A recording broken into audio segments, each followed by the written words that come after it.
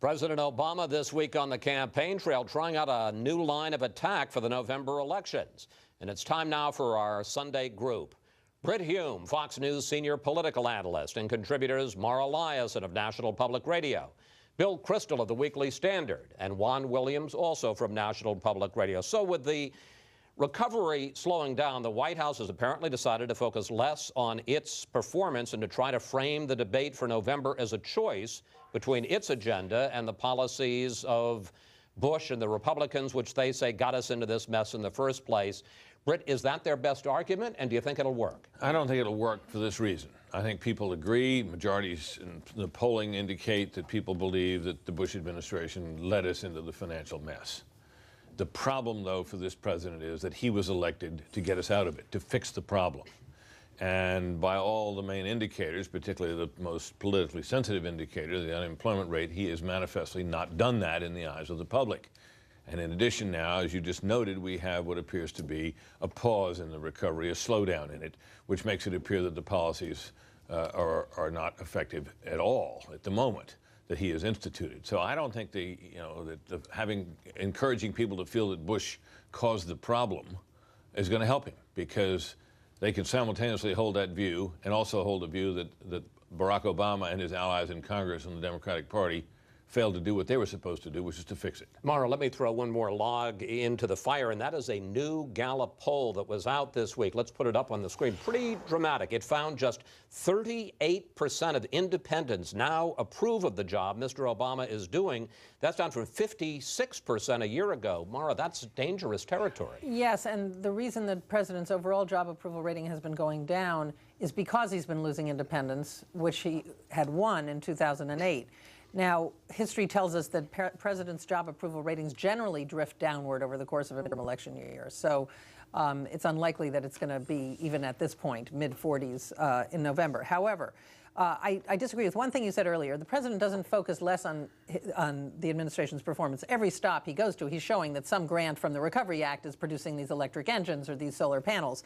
But I do think that the hardest thing is that if he's going to make this a choice, not a referendum, usually midterms are a referendum on the party in power, but he wants to make it a choice between the Democrats' ideas and the Republicans' ideas, he needs to have that underpinning of things going in the right direction. Even if the unemployment rate absolutely is 9.7%, not good enough, the trend line has to be positive. And the fact that we've had 2 months now of lagging job growth, I think the administration really was counting on little by little things would be looking like they're getting better, and they're not. And voters right now are hypersensitive to economic news. They really know what's happened with the job numbers from month to month. And I think that's a problem for him. He needs the trend lines to be going in the right direction in order to make this argument stick. You know, Bill, there's also a growing sense that, and you begin to see more of this in the mainstream media, that big business is souring on this president. There was a report from the Business Roundtable, the nation's biggest CEOs of the biggest corporations, very critical of the president, and what some people are calling a capital strike. Big business is sitting on $2 trillion of capital that they're not spending,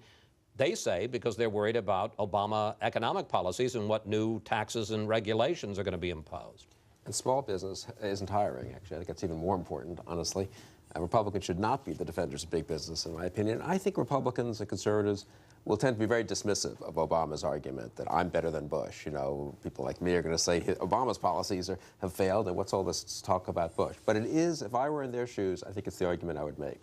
It's the one data, it's the one question in their otherwise disastrous polling data that's been coming out from various sources where Obama has something of an advantage. People still blame President Bush more for the economic problems we're facing than President Obama, which tells me that I don't think this is going to stop them from losing a lot of seats, but it could stop them from losing really a lot of seats. And the one answer the Republicans have to have an economic agenda that is different from Obama's and makes it harder to say about every Republican congressional candidate, there's the Bush agenda coming back.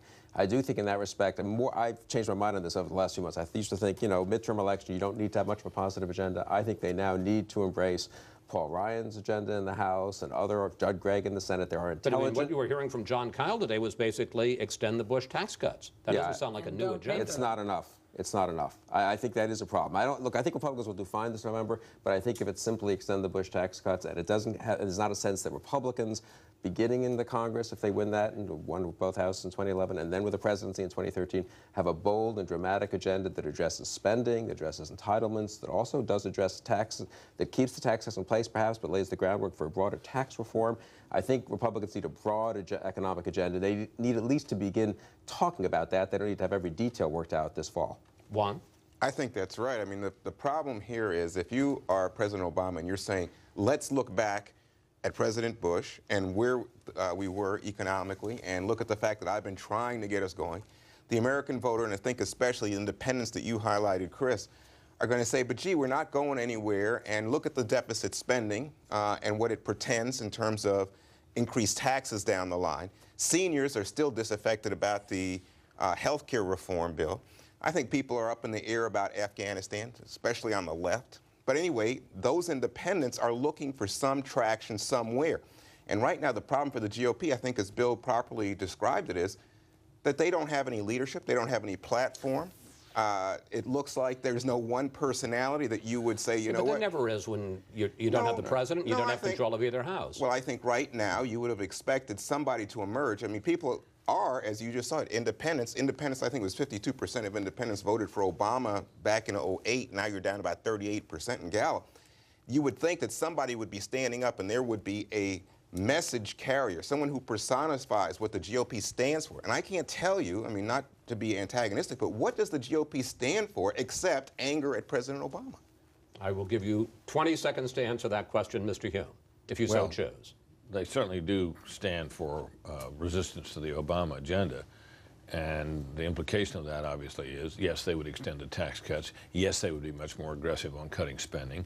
Yes, they would be for lifting the regulatory yoke that a lot of industry and business are feeling. So there are areas in which the Republicans, I think, will articulate the rough outlines of an agenda. Whether it'll be the same from every Republican voice, who knows? But they'll have something to say. I think Bill, though, is right that it'd be nice to have a comprehensive agenda, but a small one will probably do the trick this fall. All right, panel, we have to take a break there. But up next, the Justice Department